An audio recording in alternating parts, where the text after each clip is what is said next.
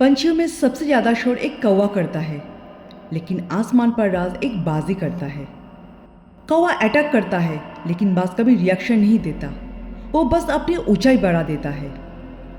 कौवा एक ऐसा पंछी है जो उड़ते हुए बाज की पीठ पर बैठकर उसके गर्दन पर चोंच मारने की हिम्मत करता है। वो प्रोवोक करता है, शोर मचाता है, अटेंशन चाहता है, लेकिन बाज एकदम शांत अपनी रफ्तार में रहता है। वो सिर्फ अपने पंखों के ऊपर भरोसा करके और ऊपर उड़ता रहता है, और जैसे जैसे वो ऊपर जाता है वैसे वैसे उस कौवे के लिए सांस लेना मुश्किल हो जाता है। और फिर एक वक्त आता है जब कौवा खुद ही गिर जाता है, क्योंकि हर पंछी ऊंचाई के लिए बना नहीं है। जिंदगी में भी ऐसे कौवे तुमको बहुत मिलेंगे, और सबसे ज़्यादा तब मिलेंगे जब तुम ऊपर उठने लगोगे।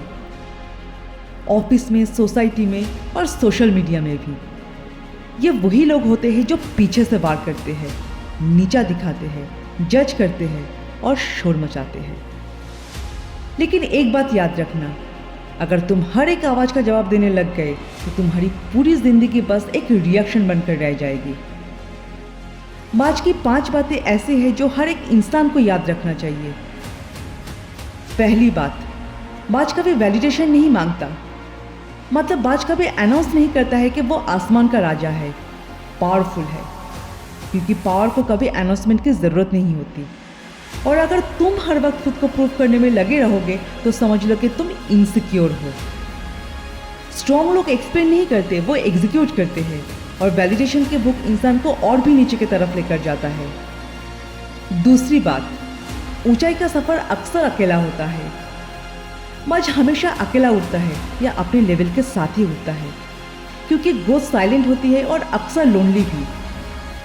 सब लोग तुम्हारी स्पीड, तुम्हारी सोच और तुम्हारी भूख को समझ नहीं पाएंगे, और ये ज़रूरी भी नहीं है। इसीलिए ज़िंदगी में ग्रो करने के लिए तुम्हें भीड़ छोड़नी पड़ेगी। लोनली होना वीकनेस नहीं है, कभी कभी वो फाउंडेशन होता है आपके एवोल्यूशन के लिए। तीसरी बात है, जब आंधी तूफान आता है तब हर एक छोटा पंछी अपने अपने घोंसलों में छुप जाते हैं। एक अकेला बाजी है जो उस आंधी तूफान में भी तेज हवा के सहारे तेजी से और ऊपर की तरफ उड़ता रहता है। जितनी तेज आंधी उतनी तेज उसकी उड़ान। वो उस हवा के सहारे आसमान का सीना चीर के और ऊपर उड़ता रहता है। इन रियलिटी स्टॉर्म किसी को तोड़ने नहीं आता, स्टॉर्म सबको एक्सपोज करता है।